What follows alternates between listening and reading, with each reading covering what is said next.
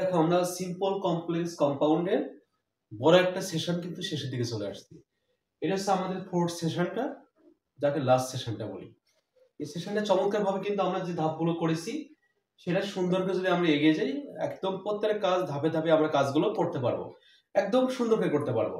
কারণ আজকে আমাদের কাজটা হচ্ছে at, in, on, during, at the age of, at the time of যুক্ত সিম্পল হতে কমপ্লেক্স এবং কম্পাউন্ডটা করব। কি বলেছি আমরা?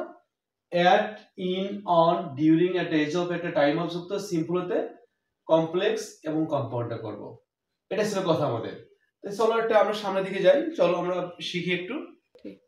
এই যে আমরা এখন জব হচ্ছে সিম্পল, যে সিম্পল সেন্টেন্স কি থাকবে আমাদের? At, in, on, during, at the age of, at the time of যুক্ত যে সিম্পল সেন্টেন্স থাকবে, কমপ্লেক্সে যাওয়ার সময় আমরা হোয়েন দিয়ে করব, প্রথমে হোয়েন ইউজ করব। তারপরে যদি এই সেন্টেন্সটা দ্বারা, এই প্রথম ক্লোজটা দ্বারা যদি বয়স বা সংখ্যা বা ঋতু বোঝায় তাহলে ইট ইউজ করব, আদারওয়াইজ সেম ক্লোজের সাবজেক্টে ইউজ করব। এটা হচ্ছে নিয়মটা আমাদের। আর কম্পাউন্ডে কমা উঠে মাঝে অ্যান্ড ইউজ করব। চলো পুরো ব্যাপারটা আমরা একটু ক্লিয়ার করে দেই, দেখি একটু ক্লিয়ার করে শিখি, ঠিক আছে? আচ্ছা, এটা যে at, in, on, during, at the age of, at the time, কি ধরনের সেন্টেন্স থাকবে? যেমন যদি বলি at the age of 7, at night, at morning, তাই না? যদি বলি ইঙ্গি, in rainy season, in 1971, in 1952, in 2024, এরকম হতে পারে না? ডিউরিং হতে পারে during the rainy season, during the summer, এরকম হতে পারে। At the age of, at the time of, এরকম বাক্যগুলো। যেমন in 1971 Bangladesh became independent. Bangladesh became কি বলেছি আমরা? ইন্ডিপেন্ডেন্ট। এগুলোর ক্ষেত্রে কি বলেছে আমরা? প্রথমে যে কাজটা করব, এই যে ইন আছে তাহলে প্রথমে হোয়েন ইউজ করব। হোয়েন ইউজ করলাম।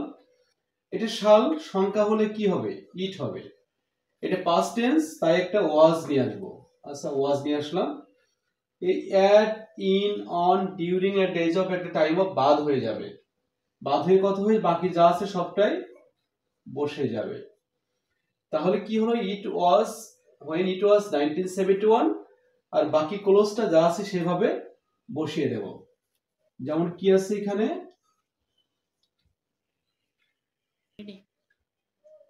এই যে কি লিখেছি, বাকি ক্লোজটা বসে দিয়েছি। বাংলাদেশ বিকেম ইন্ডিপেন্ডেন্ট, তাই না? আমরা বলেছি যে এই যে দেখো অ্যাট, ইন, অন, ডিউরিং এর যে কাজটা, এর জন্য কি করেছি? হোয়েন ইউজ করেছি। হোয়েন ইউজ করেছি। তারপরে এটা সংখ্যা বা সাল, এই জন্য ইট এনেছি। এটা পাস্ট টেন্স, তাই ওয়াজ এনেছি, বাকিটা এখানে বসিয়ে দিয়েছি। এই বাকি ক্লোজ, সাবঅর্ডিনেট ক্লোজ যেমন আছে সেভাবে এখানে কপি করে বসিয়ে দিয়েছি। তাহলে কি হলো? when it was 1971 Bangladesh became independent। এটা হয়ে গেল আমাদের কমপ্লেক্স সেন্টেন্সটা। ক্লিয়ার? এটা এমন হতে পারতো যে at the age of 4, during the rainy season হতে পারতো, during the rainy season the weather being emaciated, during the rainy season the weather is emaciated। এটা হতে পারে না? এরকম বাক্যটা হতে পারে, এরকম হতে পারে। আবার অ্যাট দ্য হতে পারে। এই ধরনের বাক্যগুলো তৈরি হতে পারে। তাহলে কি হলো এখানে? এই যে কাজটা আমরা ঠিক মতো করে দিয়েছি। পরটা চলে যাই, at the age of 4 she left the country. তাহলে কি বলেছি এখানে? প্রথমে হোয়েন ইউজ করব। হোয়েন, এখানে কি বসিয়েছি? সংখ্যা বসিয়েছি, ঠিকই আছে, কিন্তু যদি আমরা বলি যে ইট ওয়াজ 4, তাহলে সুন্দর হয় না। সংখ্যা, এই যে বয়সটা কার বয়স? তার বয়স। এজন্য কি ইউজ করবো এখানে? শি। when she was 4, ওয়াজ হলো কেন স্যার? এখানে ওয়াজটা হলো এই লেফটটা পাস্ট টেন্স, তাই একটা বি ভার্বের অ্যামিজার ওয়াজ রাখতে হবে। এটা পাস্ট টেন্স হলে ওয়াজ বা ওয়ার থেকে একটা আনবো, এটা প্রেজেন্ট টেন্স হলে কি আনবো? এখানে অ্যামিজার আনবো, তাই না? এই লেফট পাস্ট টেন্স, তাই কি করেছি? শি এর পরে ওয়াজ হয়, শি ওয়াজ করে দিয়েছি।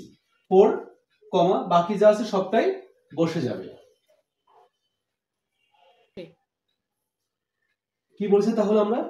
আচ্ছা, এই যে এখানে স্যার, এখানে হোয়েন আমরা এখানে নিট ইউজ করলাম, এখানে শি আনলাম কেন? সেটা কেন আনলাম? এই শিটা আসলে বয়সকে বুঝিয়েছে। বয়স যদি শুধু সংখ্যা হতো তাহলে আমরা কি করতাম? ইট ইউজ করতাম। বয়স বলতে শি এর বয়স, তার বয়স, তাই কি করেছি? শি এনেছি। when she was 4, ওয়াজটা কেন হলো? এটা পাস্ট টেন্স, তাই একটা বি ভার্বের পাস্ট টেন্স আনতে হবে। তাই when she was 4, আর বাকি যা ছিল she left the country, বাকিটা যা ছিল তাই বসিয়ে দিয়েছি। এটা ছিল আমাদের সিম্পল থেকে কমপ্লেক্স এ যাওয়ার নিয়মটা। এখন এই সিম্পল থেকে আমরা কম্পাউন্ডের নিয়মটা যাবো একটু।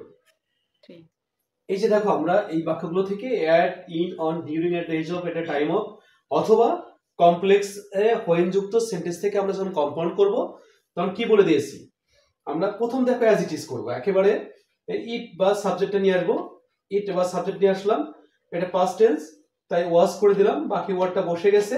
এই যে এখানে কমা উঠে, আগে কিন্তু কমা ছিল, কমপ্লেক্সে কি ছিল, একটা কমা দেওয়া ছিল।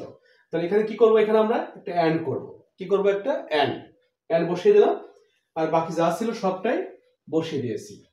তাহলে কি হলো, ইট ওয়াজ 1971 অ্যান্ড কম্পাউন্ড অ্যান্ড ইউজ করতে বলেছি, আমরা অ্যান্ড করলাম।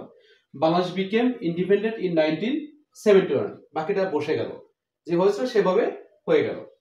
পরের বাক্যটা দেখি, at the age of 4 she left the country, at the age of 4 she left the country। তাহলে কি করেছি আমরা, এই যে she নিয়ে আসলাম, এই তার বয়স বলে she নিয়ে আসলাম, এটা পাস্ট টেন্স তাই ওয়াজ নিয়ে আসলাম, বাকিটা বসে গেল। এই কমা উঠে এখানে কি হলো, একটা অ্যান্ড হয়ে গেল, আর বাকি যা ছিল সবটাই ঠিক আছে। তাহলে কি হলো, she was 4 and she left the country। এটা কিন্তু কম্পাউন্ডটা চমৎকারভাবে হয়ে গেল। অর্থাৎ রিপিট করি আমরা, যে সিম্পল থেকে, অর্থাৎ at, in, on, during, at, age of, at a time of যুক্ত সিম্পল হতে কমপ্লেক্স কনস্ট্রাকশন এইভাবে করব, কম্পাউন্ডে অ্যান্ড দিয়ে করব। একদম শখে বাঁধা কাজ কামগুলো এখন যদি আমরা একদম টোটালি যদি একটু ক্লিয়ার করি, এই শখটা ভালো করে খেয়াল করি, তাহলে সবগুলো বাক্যই এভাবে করা যাবে। এখানে এই যে এইগুলো দিয়ে যত বাক্য তৈরি হবে সবগুলো বাক্যে কমপ্লেক্সে হোয়েন দিয়ে করতে হবে, আর কম্পাউন্ডটা অ্যান্ড দিয়ে করতে হবে। সবগুলো বাক্য একদম চমৎকার ভাবে করা যাবে। যদি বলি যে in rainy season the road become muddy, in rainy season, তার কমপ্লেক্সে কি করব, when it is rainy season the road become muddy. কম্পাউন্ডে কি হবে, কম্পাউন্ডে হবে কি, it is rainy season and the road become muddy. একই বাক্য দেখো, কমপ্লেক্স কলম, কম্পাউন্ড কলম, একদম স্টেপ বাই স্টেপ কাজগুলো কিন্তু আমরা করে গেলাম। এটা একটু খেয়াল করবো একটু আমরা, অর্থাৎ এই নিয়মের প্রত্যেকটা কাজগুলো একদম একইভাবে চমৎকার ভাবে করতে হবে, নিয়মটা মাথায় রেখে সুন্দর করে কাজগুলো করতে হবে। এই যে আমাদের পরবর্তী রুলসটা চলে এসেছে, আমরা এটা হচ্ছে প্রেজেন্ট পার্টিসিপল অর্থাৎ ইং যুক্ত, সেটা কারণ নির্দেশ করবে, অথবা বিকজ অফ যুক্ত সিম্পল হতে কমপ্লেক্স করার সময় আমরা অ্যাজ, সিন্স বা বিকজ দিয়ে করব। ঠিক পুরো নিয়মটাই আগের নিয়মটার মতো, শুধু যেখানে হোয়েন করেছিলাম সেখানে কি করব, অ্যাজ, সিন্স, বিকজ দিয়ে করব, আর ওই বাক্যটার কম্পাউন্ডটা কি দিয়ে করব, অ্যান্ড দিয়ে করব। এটা ছিল আমাদের কথাটা কিন্তু, ঠিক আছে। যেমন ধরো আমরা যে কাজটা করতে গিয়েছিলাম, ইং যুক্ত, ইং মানে কারণ বোঝাবে। যেমন যদি বলি আমরা যে আমি তাকে ভুলে গিয়ে বাড়ি চলে গিয়েছিলাম, ভুলে যাওয়ার কারণে বাড়ি চলে গিয়েছিলাম, যে আমি কি করেছি, দরজাটা বন্ধ করার কারণে আমি ঘরের মধ্যে ঢুকতে পারি নাই, তাই না, ঘরের মধ্যে আমি ঢুকতে পারি নাই। এই গেটটা বন্ধ থাকার কারণে আমি স্কুলে বা কলেজে ভিতরে যেতে পারি নাই, এই যে বন্ধ থাকার কারণে, ক্লোজিং এর কারণে। তাহলে একটা বাক্য আরেকটা বাক্য কি বোঝায়, একটা বাক্য আরেকটা বাক্যের কারণ বোঝায়। এই কারণ বোঝালে কিন্তু তখন আমরা কি দিয়ে করবো, এই সেন্টেন্সটা অ্যাজ বা সিন্স বা বিকজ দিয়ে কমপ্লেক্স। একটা এক্সাম্পল দেখো আমরা, যে having forgotten him I went outside from cabin. অর্থাৎ আমি হ্যাভিং তাকে ভুলে যাওয়ার পরে আমি বাইরে চলে গিয়েছিলাম। তাহলে ভুলে যাওয়ার কারণে কিন্তু বাড়ি চলে গিয়েছিলাম, এটা কি হলো, একটা বাক্য আরেকটা বাক্যের কারণ হলো। এই যে প্রেজেন্ট পার্টিসিপলটা আছে, আইএনজি আছে, এটার কথা বলেছি। তাহলে প্রথমে কি করবো আমরা, অ্যাজ বা সিন্স বা বিকজ করব। এবার সাবজেক্টটা নিয়ে আসবো, অ্যাজ আই, এই আইএনজিটা উঠে গেল, আইএনজি উঠে হ্যাভ হয়ে গেল। ওয়েন পাস্ট টেন্স, হ্যাভের পাস্ট টেন্সটা কি হবে, হ্যাড হবে, আই হ্যাড ফরগটেন। বাকি ক্লোজের কোনো কাজ নেই, এটা যেমন ছিল সেভাবে বসে যাবে। I went outside from home. তাহলে কি বলেছে বলতো, এখানে আমরা বলেছি যে একটা বাক্য আরেকটা বাক্যের কারণ হলে, এরকম 8টা সিরিজ আমাদের নিয়মটা করেছি, কিন্তু সেই নিয়মটা ছিল একটা বাক্য আরেকটা বাক্যের সময় নির্দেশ করলে বা আরেকটা বাক্য পরপর কাজ হলে, সেটা কিন্তু এখানে আমরা হোয়েন দিয়ে বাক্যটা কাজটা করেছিলাম, মনে আছে আমাদের, হোয়েন দিয়ে করেছিলাম। ঠিক একই রকম বাক্যটা, এটা একটা বাক্য আরেকটা বাক্যের কারণ হলে পরে অ্যাজ বা সিন্স বা বিকজ দিয়ে করব, অ্যাজ, সিন্স বা বিকজ দিয়ে করব। তো অ্যাজ, সিন্স বসালাম, সাবজেক্টটা নিয়ে আসলাম, এই আইএনজি উঠে গেল, এটা হ্যাভ থাকলো না, হ্যাভ থাকলো এখানে। তাহলে যদি এটা ওয়েনটা পাস্ট টেন্স হয় তাহলে হ্যাভ এর পাস্ট টেন্স হ্যাড হয়ে যাবে, আর বাকি যা ছিল সবই অ্যাজ ইট ইজ কপি করে বসিয়ে দেবো, ব্যাস হয়ে গেল কাজটা। এই যে পরের বাক্যটা দেখো, এখানে একটা বাক্য বিকজ অফ দেখিয়েছি, ওই যে আমরা একটা নিয়ম ছিল আমাদের বিকজ অফ একটা বাক্য দেখালাম, এরকম আরো সবগুলো বাক্য একইভাবে করতে হবে, বাট এটা বিকজ অফ একটা বাক্য দেখে দিই আমরা, তাহলে আমাদের সমস্যা থাকবে না। ঠিক আছে, বিকজ অফ থাকলে কি বলেছি আমরা, এখানে এটাও অ্যাজ সিন্স করতে পারি, এটা আগে অ্যাজ করেছি, এটা সিন্স দিয়ে করি বা বিকজ দিয়ে করি। হ্যাঁ,